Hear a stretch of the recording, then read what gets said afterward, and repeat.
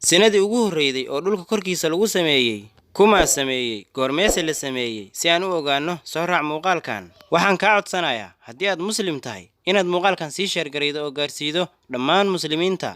muuqaalkana like saar. haddii aad intaas samayday ramadaanka fadligiisa umuurahaaga oo dhan allah kuu sahlo, ajarna allah kaa siiyo. mahadsanid. su'aal ayaa taagan taasoo ah goormay dhacday dhacdo zina midii ugu horreeyday taariikhda dhexdeeda? yayna yihiin qoladii sameeyeen faaxishadaas iyo jariimadaas? markii xaawo iyo aadam calayhim assalaam samada laga soo dejiyey dhulkana la keenay, ilaahay amarkiisa oo ay khilaafeen dartiis ayuu ilaahay dhexdooda yeelay shahwo si ay u bataan. sidaas darteed ayuu ilaahay jideeyey guurka si aan macsiyada loogu helin waddo. yuu yahay qofkii ugu horreeyey oo sameeyey dembigaas aadka u weyn oo faaxishada uu ilaahay ku tilmaamay? na soo raaca si aan u baranno qisadaana dhammaystiran. laakiin daawadaha sharafta lahow, intaanan bilaabin waxaan kaa codsanaynaa inaad channelka subscribe saarto, gambaleelkana u furato si uu kuu soo gaaro muuqaal kasta oo halkan aan soo gelinno. aan ku bilowno qaabiil iyo haabiil. qaabiil dabeecaddiisa waxaa ku jirtay adayg iyo dhibaatayn joogto ah. dhanka kalena haabiil dabeecaddiisa ayaa ahayd mid naxariis badan oo jiljilicsan. qaabiil shaqadiisa ayaa ahayd beero falid, halka haabiil uu ariga raaci jiray, taasoo ah shaqo u baahan naxariis, dhimrin iyo samir. xilligii nebi aadan waxaa jirtay qawaaniin iyo shuruuc aan ahayn qawaaniinteenna iyo shuruucdeenna maantay. walaashu xalaal uma ahan maantay walaalkeed, laakiin taasu xalaal ayay ahayd xilligaas. maxaa yeelay ma jirin dad aan ahayn xaawiyi aadan iyo ilmahooda. haddii walaalaha inay isguursadaan la xarimi lahaa xilligaas, maba jirin ilmo kale. laakiin markuu ilaahay abuuray aadam calayhi salaam oo dhulka soo dejiyey, wuxuu u dejiyey muxaramaad iyo waxyaalo mamnuuca si loo layliyo nafta basharka. ilaahay ayaa xarimay hal geed oo ka mida geedihii jannada. sababta loo xarimay ayaa ahayd in aadam la baro inay noloshu leedahay nidaam, wax xalaala iyo wax xaaraama, wax walbana aysan xalaal ahayn. aadam markuu guursaday xawaa, mar kasta waxay dhali jirtay wiil iyo gabar isku mataansan. ilaahay ayaana jideeyey wiilku inuusan guursan karin gabadha ku mataansan, laakiin walaalihiisa kale wuu guursan karaa.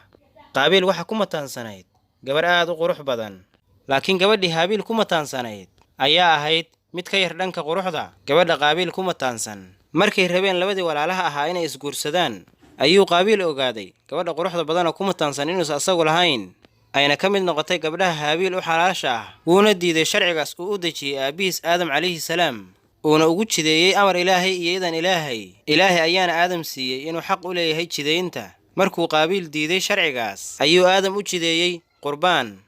qofka qurbaankiisa ama hadiyadiisa la aqbalana waxaa cuni doona dab samada ka yimid, dhulkana ma sii ooli doono. maalintii qurbaanka, haabiil wuxuu hadiyad ahaan u keenay arigiisa kii ugu cayilanaa oo ah wan aad u cayilan. laakiin qaabiil ayaa keenay badar ceeriina oo aan gaarin xilligii gurashada, cunidna aan ku habboonayn.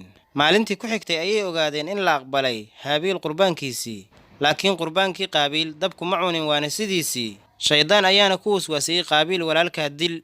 dilkuna ma ahayn mid la yaqaana markaas ka hor, waxayna ahayd jariimo dil ah midii ugu horreeyday taariikhda. qaabiil ayaa u tegay walaalkiis haabiil wuxuuna ku yidhi, aniga waan ku dilayaa. haabiil ayaana ugu jawaab celiyey, aniga ma kula dagaalamaayo, waxaadna qaadan doontaa dembiga ah dilkayga, dembigayga oo dhanna waad xambaarsan doontaa. isla markiiba markii uu hurday haabiil ayuu dilay qaabiil, asagoo ku garaacay madaxa neef dhintay. waxaa kaloo la yidhaahdaa dhagax ayuu ku dhuftay madaxa, ayuuna uga garaacay ilaa uu dhintay. kadibna wuxuu ku wareeray wix uu ku samay lahaa meydka walaalkiis. meydka ayuuna dhabarka ku qaatay oo wuxuu bilaabay inuu la socsocdo. asagoo xaaladdaas ku sugan ayuu ilaahay u soo dejiyey 2 tuke. labadii tuke ayaana isdagaaleen, midkood ayaana dilay kii kale.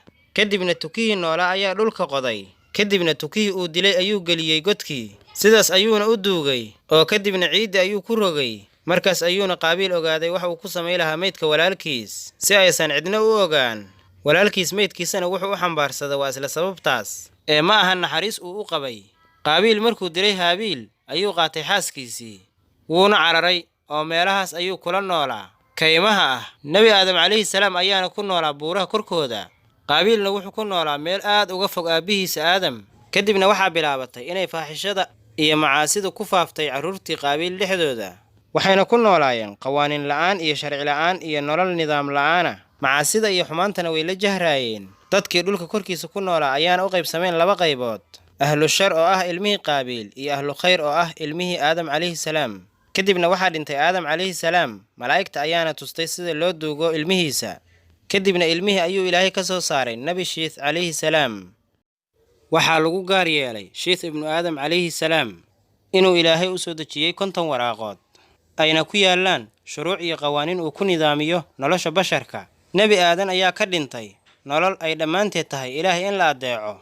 ilaahayna ma uusan caasin ilaa hal mar maahane, waana markuu cunay geedkii uu ilaahay ka reebay. xawaa ayaa dhimatay oo dunida hal sana uga dambeyday. kadib shiith ayaa la wareegay amarkii nebinimadii iyo xukunkiiba, asagoo dhulka ku xukumaya cadaalad iyo khayr.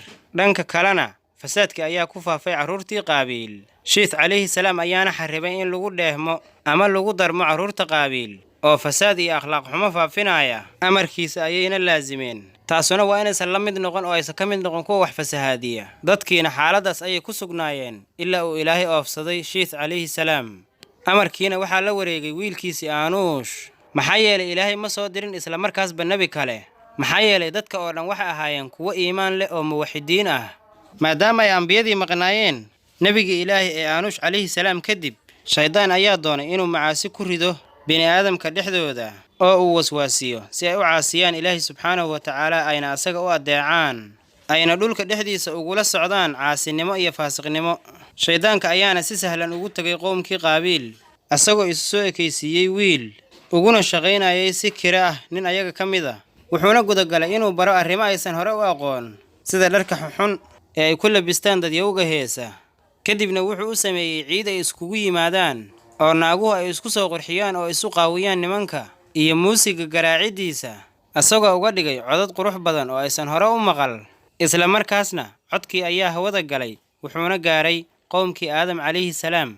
waxaana maqleen ilmihii shiith iyo anuush, waxayna bilaabeen inay u soo booqdaan oo soo dhegaystaan si tartiib tartiib ah, ayagoo ka soo ag dhowaadeen guryihii qoomkii qaabiil oo dhegaysanayaan macaasida ay samaynayaan. laakiin waxay ka baqaayeen inay caasiyaan awaamirtii shiith, waxayna ku kaaftoomeen inay meelaha fogfog ka daawadaan, ilaa uu yimid maalinkii uu ku dhiiriday nin ka mida qoomkii shiith inuu u tago oo dhex galo qoomkii qaabiil, asagoo ka qayb galay ciiddoodii iyo dabaaldegoodii. wuxuuna la cajabay naagahooda quruxda badan iyo qaabkay u labisan yihiin, maadaama naagihii xumaa oo qoomka qaabiil ka mid ahaa ay ahaayeen naaga aad u weji qurxoon, laakiin raggooda ayaa ahaayeen kuwo foolxun. dhanka kalena raggii ka mid ahaa qoomka nebi aadan oo buuraha korkooda ku noolaayeen ayaa ahaayeen kuwo wejiyaalkooda aad u qurxoon yihiin. kadibna ninkii wuxuu u soo laabtay saaxiibadiisii oo sugaayeen, wuxuuna u sheegay wix uu soo arkay oo ah naagihii wejiyaalka qurxoonaayeen oo wanaagsanaayeen, ilaa ay ku qanceen oo ka heleen arrintaas. waxayna caasiyeen awaamirtii shiith calayhi salaam, waxayna u tageen qoomkii qaabiil oo ay ku darmeen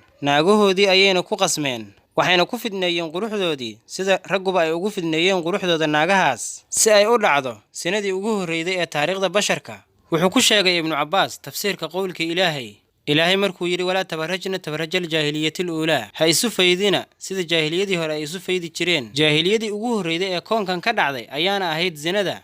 fasaadka ayaana ku faafay laga soo bilaabo xilligaas, iyadoo kooxdii qaabiil ay sii badanayeen halka kooxdii shiith calayhi salaam ay sii yaraanayeen, ilaa uu ilaahay u soo diray nebigiisii idriis calayhi salaam. ilaahay ha naga cafiyo annaka iyo adinkaba dunuubta iyo macaasida. هذا والله صلى الله وسلم على سيدنا محمد وعلى آله وصحبه أجمعين. دمتم في رعاية الله وأمنه، والسلام عليكم ورحمة الله وبركاته. هاي المامين داودة إن الشانل سبسكرايب سارته، قبل كان أوفرته مقال كان لايك سارته. مهتسند.